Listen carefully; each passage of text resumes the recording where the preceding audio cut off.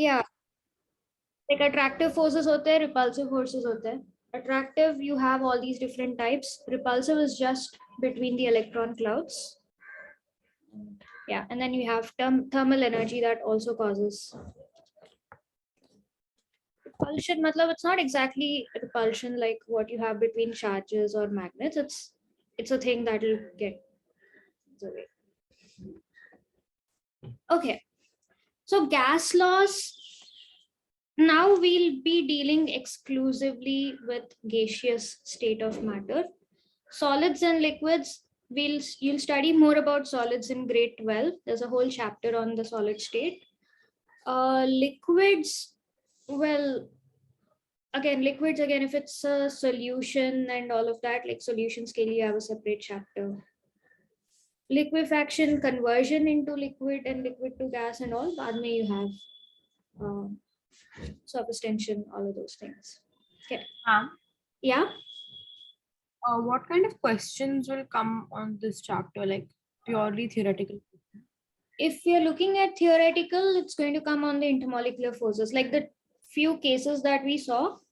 Why is iska boiling point less or more than uska boiling point? That sort of a thing.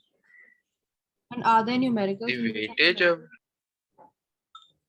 Are there numericals? Yes, from whatever we're discussing from now onwards is going to be purely numericals, along with a little bit of like application, reasoning type thing. the weightage for this chapter is a lot, or it's like not that much.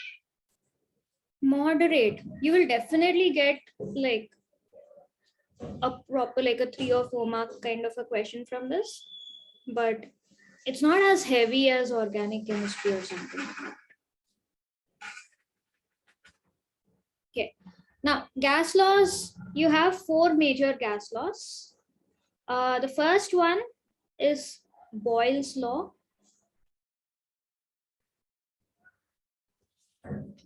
So Boyle's law, Charles' law, Gay-Lussac's law of volume, and you have one more. What is it? Avogadro's law. So 4 of them you have. You need to know the names because you may be asked what is Boyle's law, what is Charles' law, or you may be asked to cite where is this coming from. But what these laws says are very, very intuitive, very easy to understand. Okay. Now think exclusively of gases. So Boyle's law gives you the relation between pressure and volume.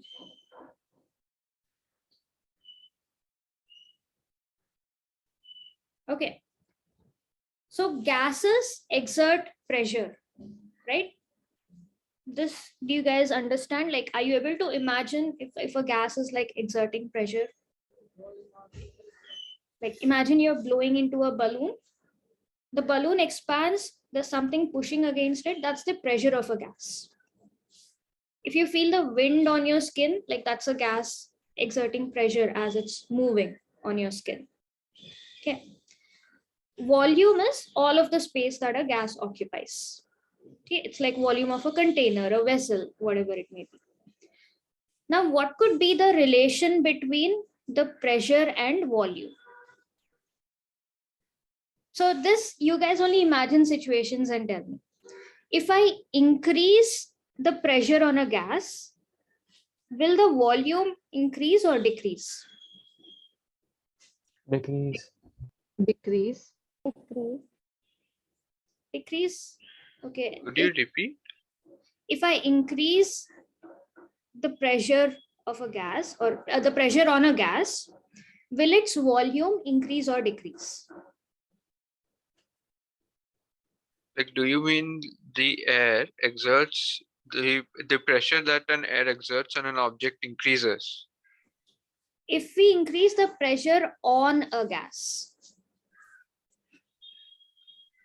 Then I guess decreases. volume decreases. That's fairly obvious. Like that's what Boyle's law is. That's all it is. Okay. So Boyle's law did like a lot of experiments. He tried to like qualitatively, you know that increased pressure matlab volume decreases. Boyle's law put a mathematical thing to it.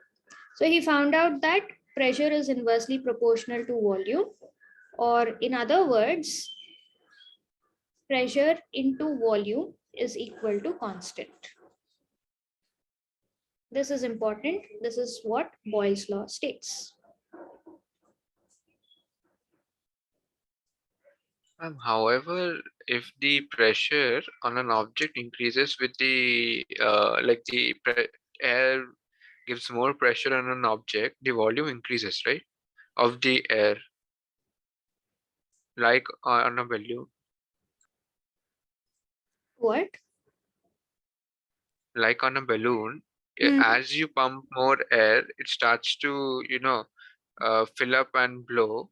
So that is what I'm saying. Difference. So you're pumping more air. So it's not a constant volume of air, like you're adding more air. So naturally, it's going to affect the volume as well. There's a lot of variables at work here. So Boyle's law, that brings me to my next point, which is why I was writing this.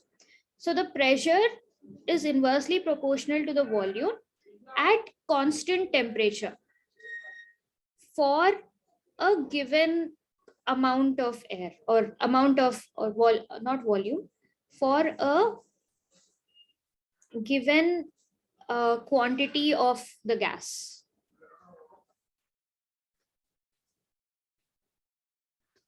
Okay. So as long as, in other words, if I increase the volume, like suppose I have a sealed container, it has some gas, sealed container, kyunki then there is no gas that can enter in, there is no gas that can escape out, constant hai, pressure constant I'm keeping. If I increase the volume, then the pressure that I measure inside the vessel is going to be lesser. So they're inversely proportional to each other. Could you repeat the question which you asked in the start? I just asked, like, if I have some air, if I increase the pressure on the air, what will happen to the volume?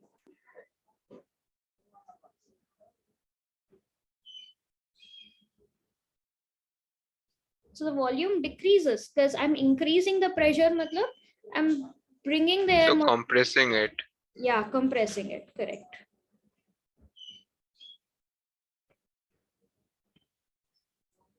Okay. And this is true again, as Rishit pointed out, balloon ke case mein it doesn't work because you need to have a given quantity of gas, like you can't add more molecules inside or remove molecules inside, and it needs to be at a constant temperature. Okay, so this is Boyle's law. Can you think of any real life experiences, anything that you guys were doing where you saw this in action?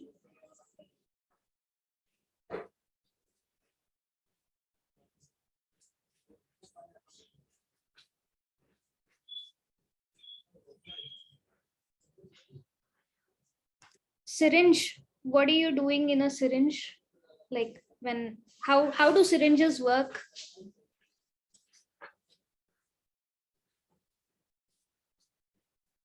The more pressure you apply, I think it's called a piston, the lesser the volume inside gets.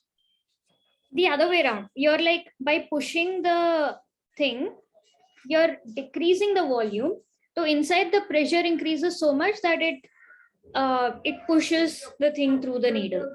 So that's how syringes work. Similarly, like, how many of I you didn't get the pressure part. Oh, Like, what's applying pressure to what? okay, so this is how a syringe is, right? And then you have an opening here where the needle is there, and then you have a piston here, like this is the thing that you push. So the syringe is filled with whatever quantity of the substance. Then when I'm pushing this thing, this will move forward, which means the volume is decreasing. So as the volume is decreasing, according to Boyle's law, what do you know? Like yahan pe, what is happening to all the particles inside this? Pressure increases. They're gonna exit it. Volume Like is a decreasing. needle. Yeah, volume is decreasing and the pressure increases. So they push against, like, pressure is what? Force per unit area, right? So the pressure exerted against this opening is gets large enough that they go out from here. That's kind of how syringes work. Okay. How many of you guys ride cycles? No? Used to. Me, Rishit, Arnav, okay. Smera also does, okay. sometimes. Okay, sometimes. Sanskriti, what about you? Sometimes I go for something. Sometimes. Have any of you guys filled air in your cycle tires? Or Ritu, have you seen somebody filling air in cycle tires when you're going out with your friends or something? No? Ma'am, I have done it myself. You done it yourself. Okay. How does that pumping work? Ma'am, first, after putting the pipes in the hose, which is inside the cycling scope, to press that, similar to a syringe, I have to apply pressure on that thing. Yeah. It's like a pump. I have to apply pressure and Yeah. You push this here. So basically, you're by decreasing the volume in this cylinder, you're increasing the pressure. So this increased pressure pushes the air into the cycle tire through this tube. Okay. So you guys have used Boyle's law in your everyday lives, and these are just like two examples. It's very, very intuitive, which is why you guys answered. Agar pressure increase kiya, to volume decrease hoga. If I increase the volume, pressure decrease hoga. So you know all of this intuitively. We're just putting numbers to it and putting it on paper. Okay, so this is Boyle's law. You will get numericals based on this. So if the product of PV is constant, like iska product constant hai, iska matlab another way to phrase this is initial pressure into volume P1 V1 will be equal to final pressure into volume P2 V2. So this is another way you can use the same formula. So the product of pressure into volume is always going to be constant. So how many ever times you take the measurement, the product is always going to be constant.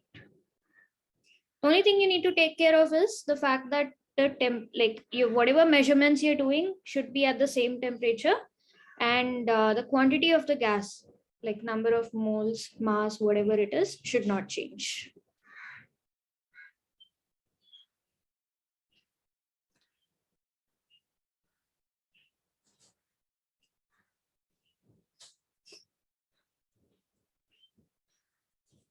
And other forms of this is basically it's just variations of it. Just put mathematics to it and you'll get variations.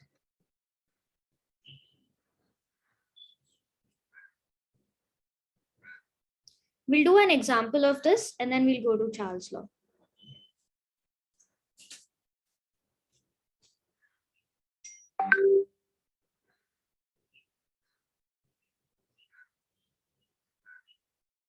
Yeah.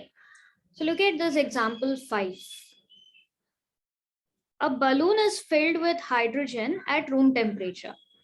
It will burst if the pressure exceeds 0.2 bar.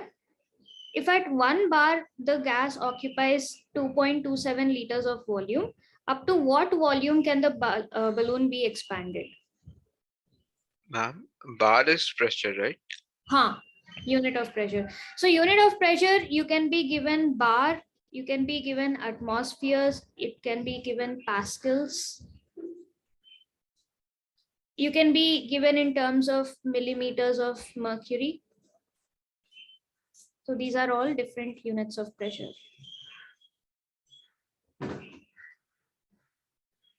Okay, you guys want to solve this or should we do the first one together? We can solve this. Solve it. Okay, give it a try. Do it. Send your answer on chat.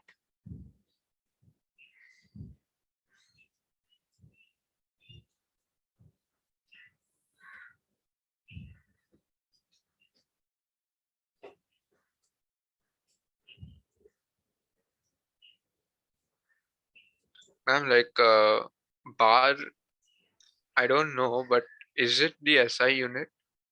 It's not the SI unit. Pascals is the SI unit. But in this case, you don't have to worry about the units in this specific kind of case. Because imagine you're using P1 V1 equal to P2 V2. So as long as your units on LHS and RHS match, it doesn't matter.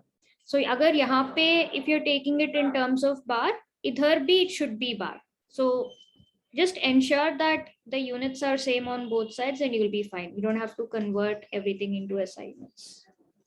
Same with volume, liters, meter cube, whatever you're taking, LHS should be same as RHS. That's the only condition for this kind of equation. Rishit and Adit have already solved. Good, good. Well done, guys. That was quick. Sanat, yes. Sanat also got it. Ritu got it.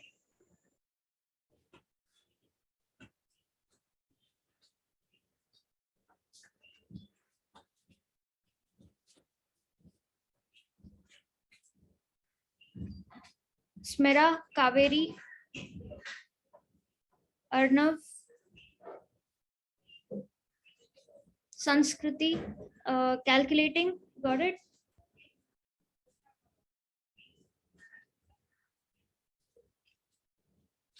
Smira got it, yes. Kaveri, okay. Did you round off like to the higher value? Okay, so it's correct. Okay.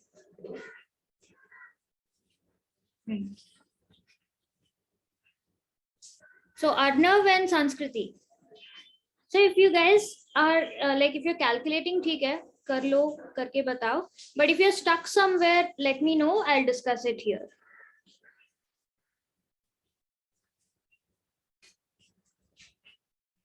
Sanskriti also got it. Awesome. What are the units? Arnav, also give me the units.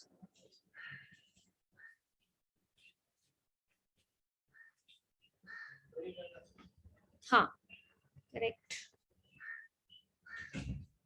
Very good. Don't forget about units and all this, may, because going forward, when we get to ideal gas constant and all, without units, like if you take the wrong units, pura answer hi galat ho jayega. So be very, very careful with the units. Okay, so this is Boyle's law. Couple of extra things that we need to discuss with Boyle's law is the graph. So if I plot a graph between pressure and volume, P yahan pe and V yahan pe, what will it look like?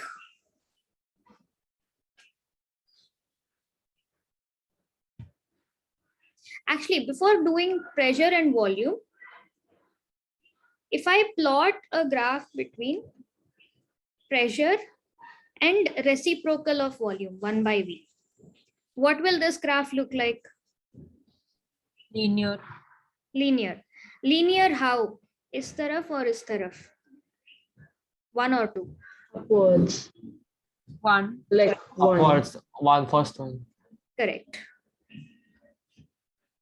Okay. So this is what it's going to look like, upwards.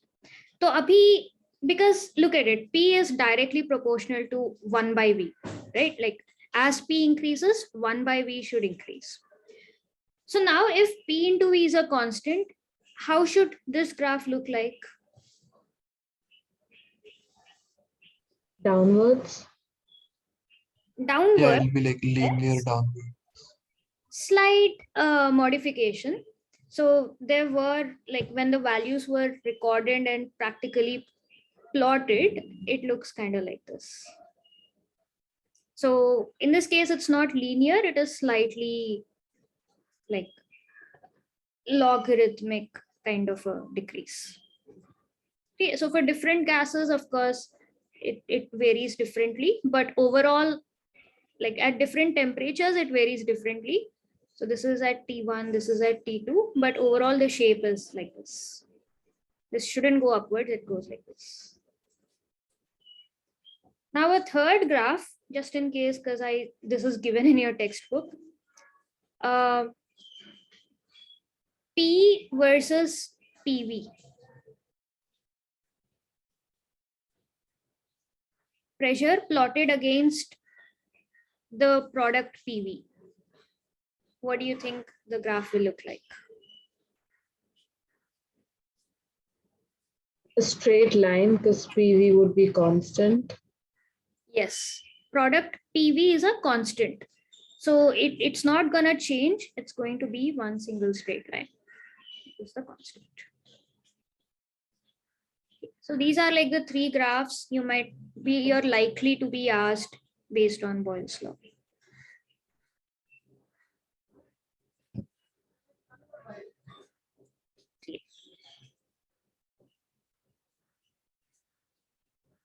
So then comes Charles' law.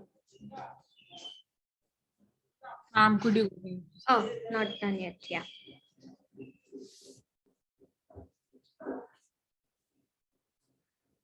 T2 is Let like greater T1. than T1, right? So T2 is greater than T1. So as temperature increases, this value keeps increasing as well. Yeah.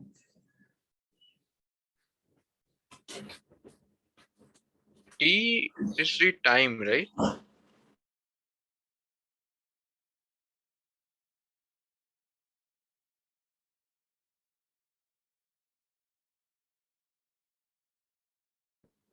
No, T stands for temperature here. So capital T is temperature, specifically temperature in Kelvin, which the next law we're going to deal with temperature. So we'll discuss more about it.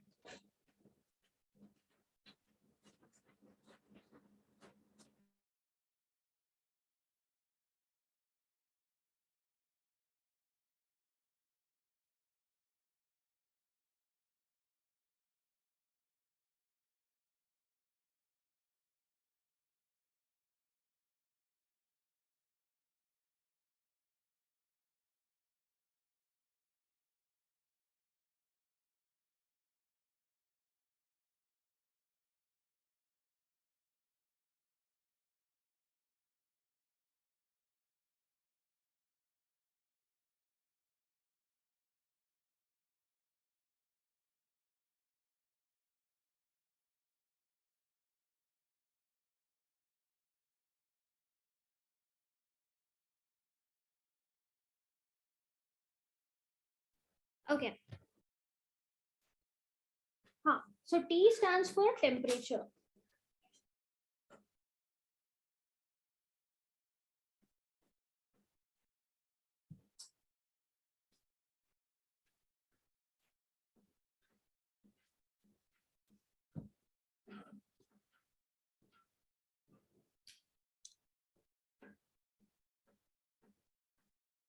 All right.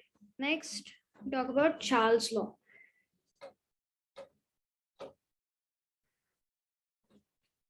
So this gives the relation between pressure and temperature. No, wait, Charles' law is gives the relation between volume and temperature. So temperature, volume relationship. Okay. How do you think the temperature relates to the volume? So if I take a certain quantity of a gas, I'm keeping the pressure constant, let's say atmospheric pressure itself. If I increase the temperature of the gas, what do you think will happen to the volume? The volume also increases. Okay.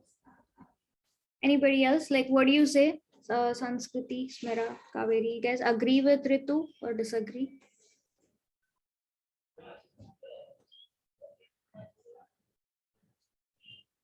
Arnav also said.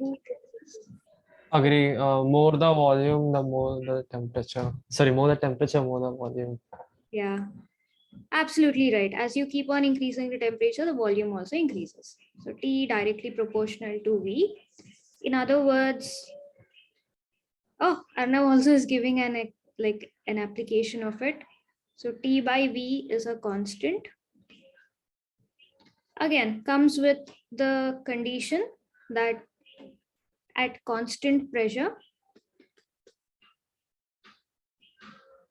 for a fixed quantity of gas. Like the amount of gas should not vary.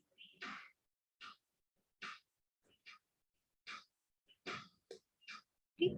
And other way, like this is the most important thing about Charles' law. Another way you can put it is T1 by V1 is equal to T2 by V2.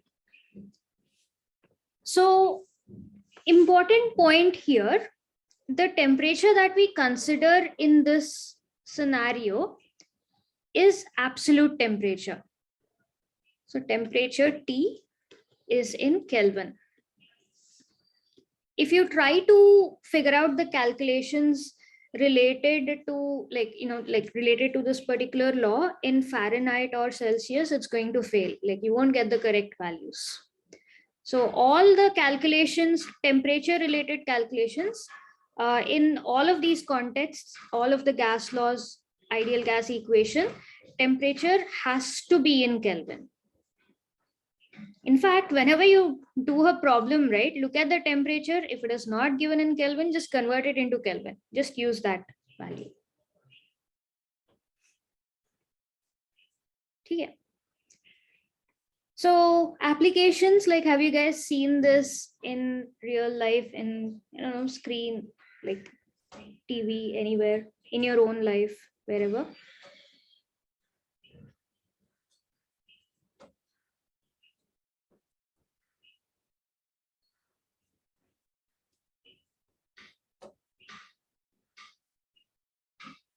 Arnav and Ritu said hot air balloon. Yes.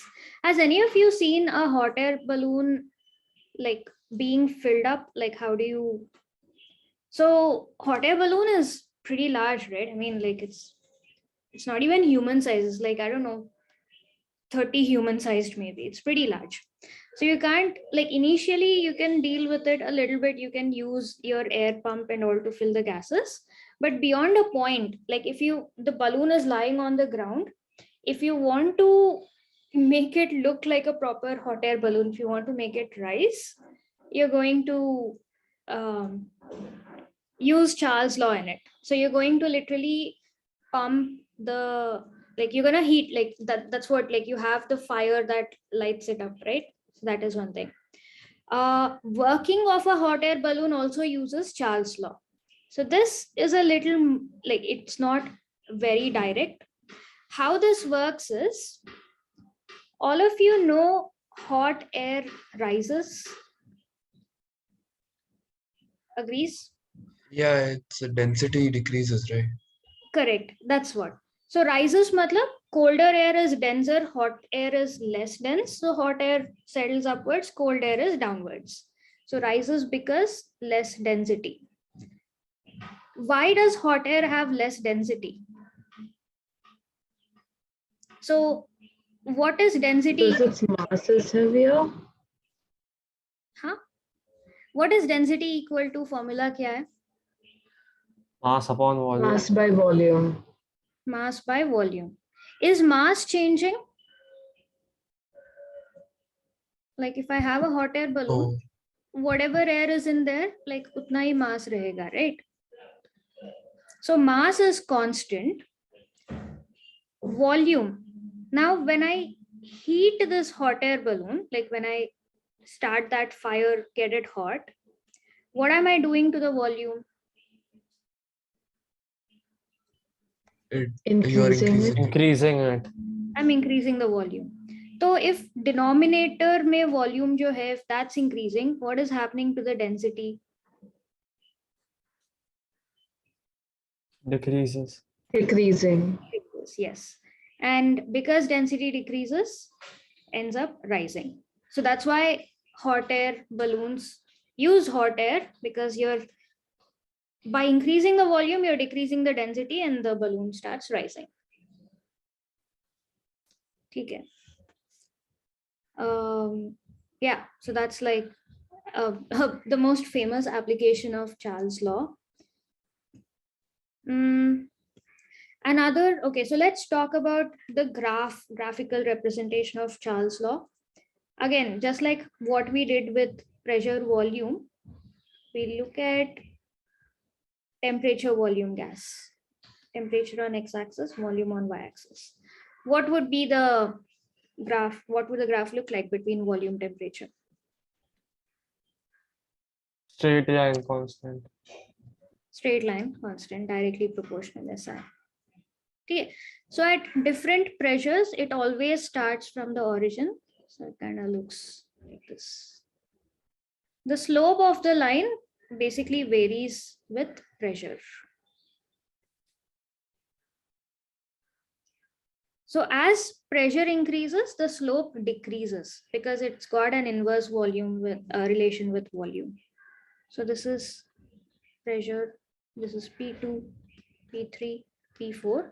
So P1 less than P2, less than P3, so on. Okay. So as the pressure increases, the slope of the line keeps decreasing. It becomes less and less steep. At very low pressures, this is highly steep.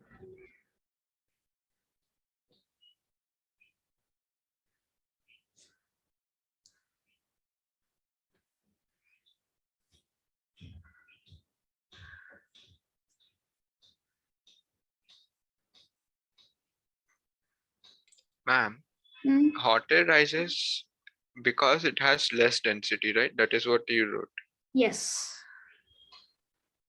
And here you have written pressure is equal to temperature by volume. No. Is that This it is gives not pressure. pressure. This is rho density. So the Remember- density decreases if the So density Wait. is mass by volume. Where are you getting pressure from here? no, like I'm talking about temperature by volume over there. Does that give anything, or it's just in form relation? See, density is mass by volume. Now, when I'm heating, I'm increasing the temperature. So when I'm increasing the temperature, what happens to the volume?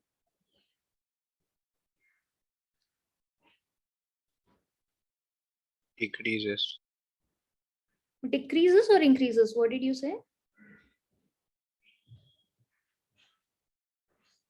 Oh wait. So if the temperature increases, the volume Look at this. will sorry increase. Will increase. Increase, directly proportional. You're heating it up, it is expanding, it will fill up more volume. So volume increases.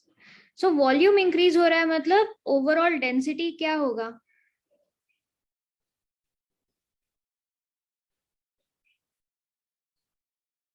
Sorry, could you repeat? So if volume increases, what will happen to the density overall? Decreases. Decreases, and which is why it floats above cold air. That's why hot air has less density, because the volume is increasing. I remember learning in some earlier grade that if we increase the temperature, the kinetic energy increases. So the Yes. particles move freely, and that's why the density decreases. Yeah, I mean, same thing, right? So remember just now when I was talking about thermal energy, it works towards getting the molecules away from each other. So when I, like, let's say initially itna sa volume tha, molecules are there. When I put heat to it, they start moving faster and they move away, like they'll be slightly away from each other, right? So that's what causes like the expansion. That's why volume increases.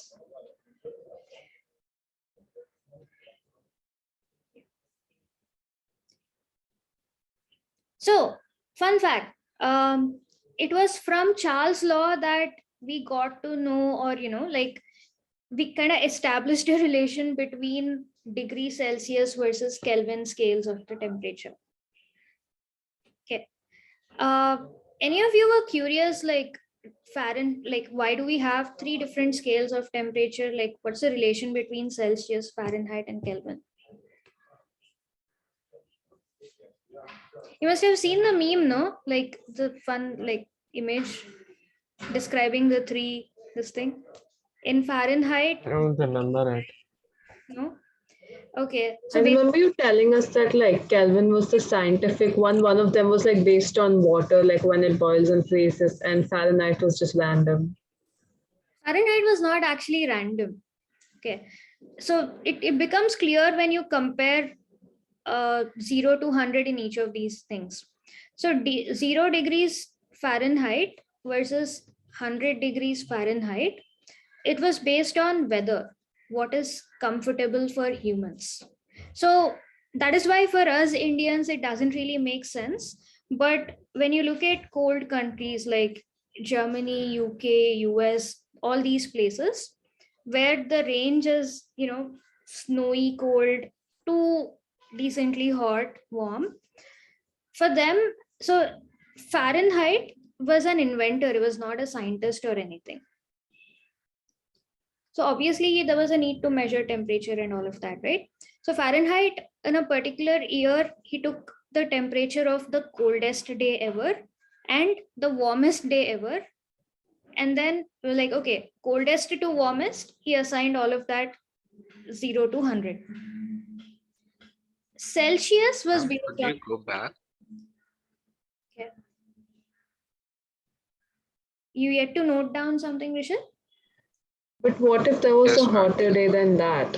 And he forgot to like measure it or something a couple of years later after he made the scales.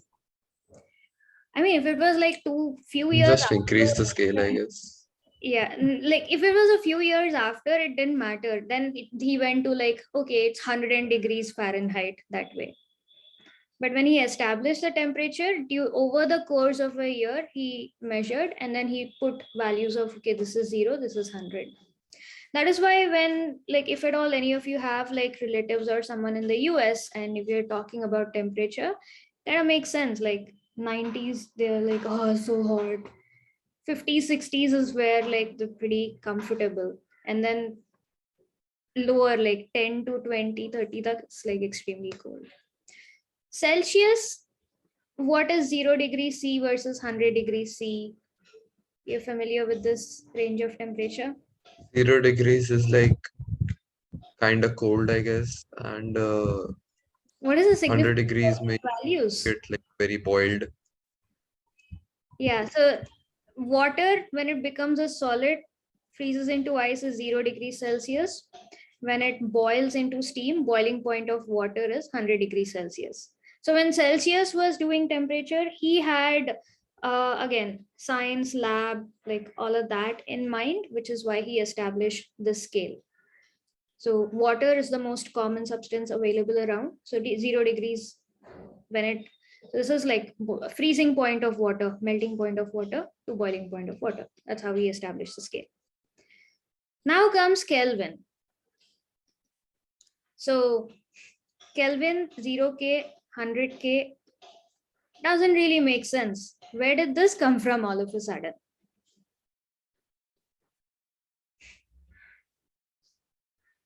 And the image I was talking to you guys about is for Fahrenheit, this is extremely cold for humans. And this is like hot for humans. In this is extremely cold for humans. You're basically dead if it is 100 degrees Celsius. In the case of Kelvin, 0 also you're dead, and 100 also you're dead.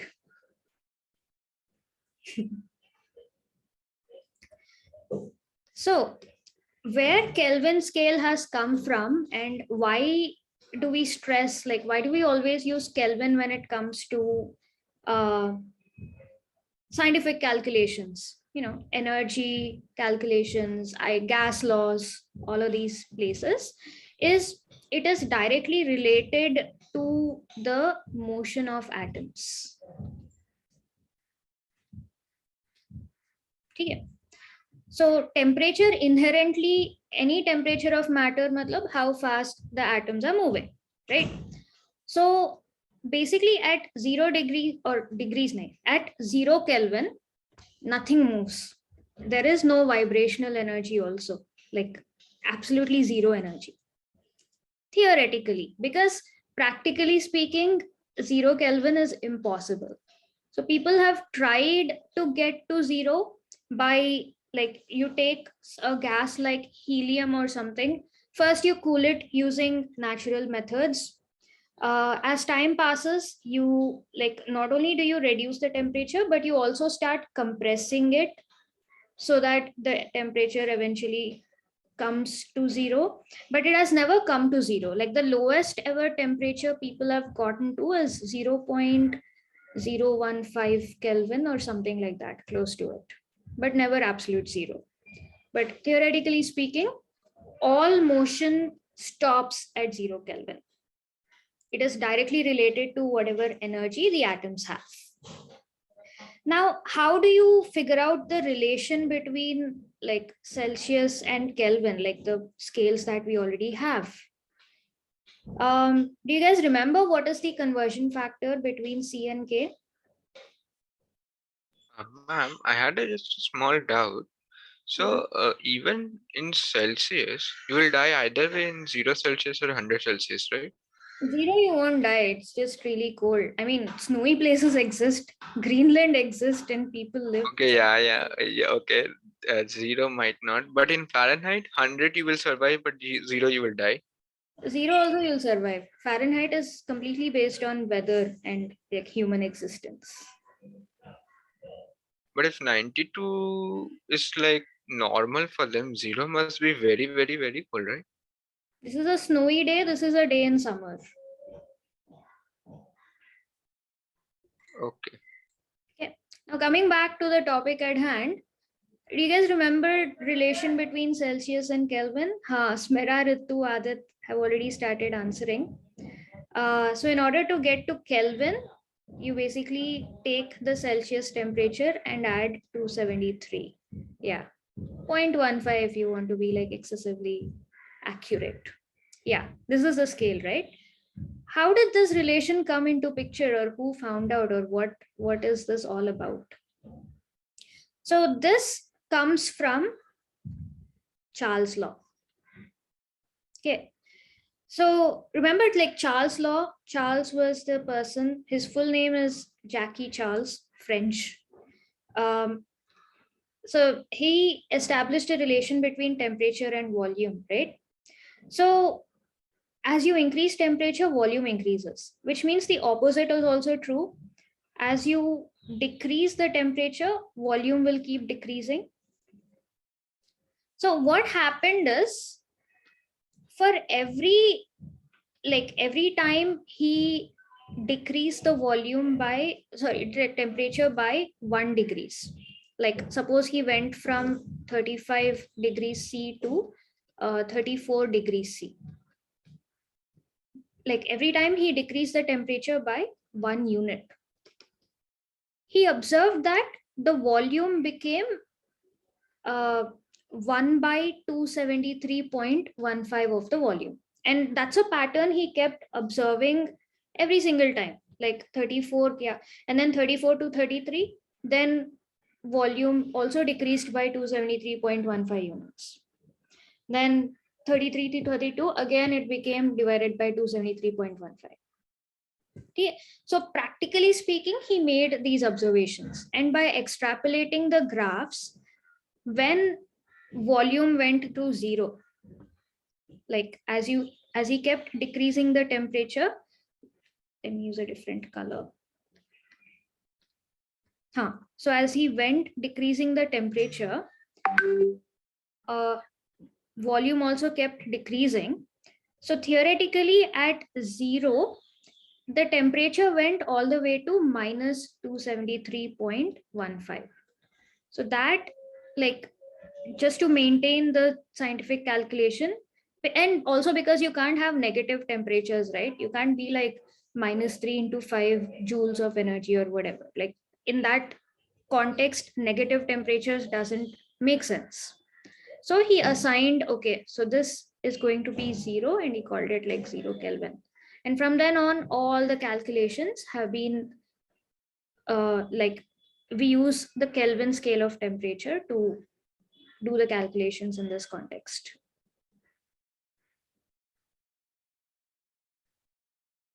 What did you say was minus 273.15? So like as he extrapolated these graphs, when volume went all the way to 0, the temperature, like remember that time he was measuring temperature in Celsius. So that way temperature went to this value. which is why this much degrees Celsius is equivalent to 0 Kelvin. Just to maintain this graph, like when V is 0, T also should be 0. So at that point, he said, okay, that's Kelvin, 0 Kelvin.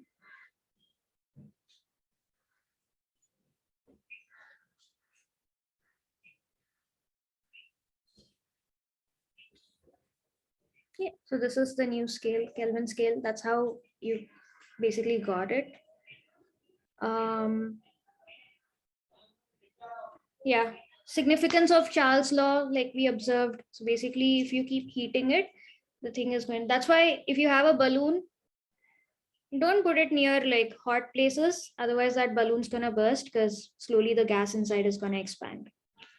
So things like that, common sense. It's already 5:30. So I'll give you guys like 5-6 problems, like questions mainly based on Boyle's law and Charles' law, just so it like you guys get practice. So if you can practice that before tomorrow's class, we can continue on. Okay. So we just have 2 more laws and ideal gas. That's like the main like meat of the chapter. Apart from that, deviation, real gases and all, you can finish it off in some time. Cool. All right. How has it been so far? Like, is the chapter making sense?